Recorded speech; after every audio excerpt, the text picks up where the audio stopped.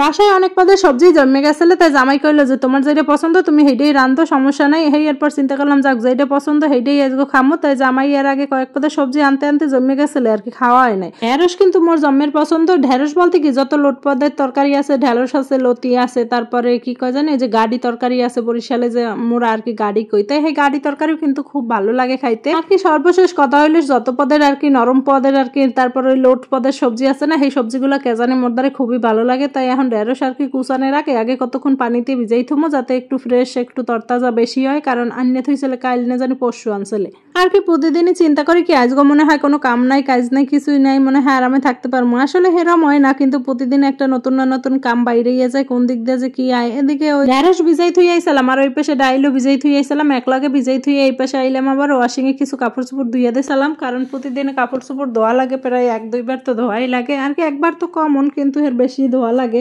তবে কি যারা একলা একলা কাজ করে হেরা কিন্তু অবশ্যই বোঝে যে একটা কাজ হালাই থইলে সেই কাজটা কিন্তু পড়েই থাকে, সেটা কিন্তু আর হয় না আর কি। যেটা না করি সেটাই পড়ে থাকে, এই এমন অবস্থা আর কি। এখন কাপড় চোপড় গুলো একটু শুকা দিয়ে লমো, যেহেতু ওয়েদার একটু ভালো আছে তাই সমস্যা নাই। ওয়েদার ভালোতে আর কি মেললে দিলে মনে হয় আধা ঘন্টা 1 ঘন্টার মধ্যে শুকাই যাইবে। সেই লেগে আর কি চিন্তা করলাম যে রান্নাটা চড়ানোর আগে ধুয়ে যখন দিচ্ছি কাপড়টা আর কি চাদরটা, তাই আগে ধুইয়া শুকা দিয়ে থুই, তাই তাড়াতাড়ি শুকাই যাইবে। তবে কি ম্যাক্সিমাম কাপড় চোপড়ই মই কিন্তু রাত্রিরে ধুই আর কি। যেগুলো জমান্য কাপড় চোপড় মনে করে যে বিছনার চাদর বা অন্য যেগুলো রেগুলার কাপড় চোপড় তো প্রতিদিন ধোয়াই পড়ে, কিন্তু যেগুলো আর কি জমান্য সেগুলো একটু রাত্রিরেই ধুই, কারণ ধুয়ে দিলে শুকাই থাকলে সকালবেলা দেখি একেবারে মসমুসা হইয়া যায়। আসলে সঙ্গ ছাড়া কি মানুষ থাকতে পারে? এই যে দেখেন পাখিটা, এখানে 2টা পাখি আসলে, তাই একদিন আইয়া দেখলাম খেসারা কতখানি জায়গায় না একটা পাখি আছে আর একটা পাখি নাই। এরপর থেকে পাখিটা এই দিন এমন সকালে চিল্লি করছে, আমি কি লেগে জানি আইসি আইয়া এরপরে দেখি কি যে পাখি একটা আছে আর একটা আবার নাই। যাও কেন কি করার, এটার লাগে আর একটা আবার জোড়া বান্ধে পাখি নিয়েই তো হইবে, কারণ 2টা আসলে 2টা দিয়ে একটা চলে গেছে, একটা আসলে এইটা ভিতরে রয়েছে খেসার, আর একটা খেসার ভিতর দিয়ে বেরোইয়ে কোথায় গেছে।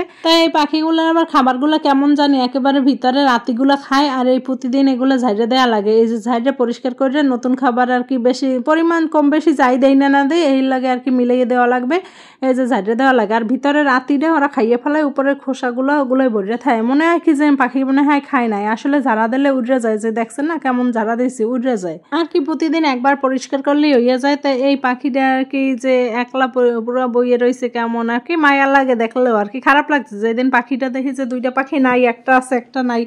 এখন আমার জামাই তো কইতে আছে যে ওটা সাইডে দাম কি থাক, ওটা সারা লাগবে না, ওইটার লাগে আর একটা কিনে এনে পুরানি জোড়া দিয়ে আবার রাখবো অনেক, কারণ একা তো আর কেউ থাকতে পারে না।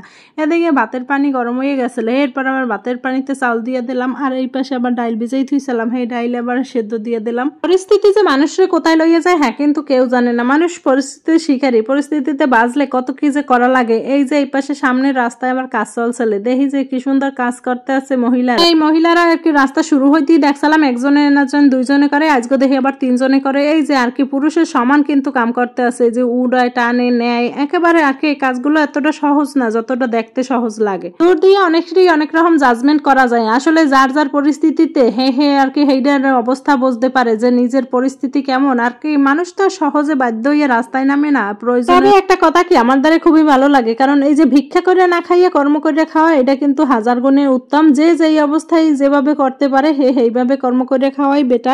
সবার কাছ থেকে আজকে বিদায় নিলাম, তো সবাই ভালো থাকবেন, দেখা হবে পরবর্তী ব্লগে। আল্লাহ হাফেজ।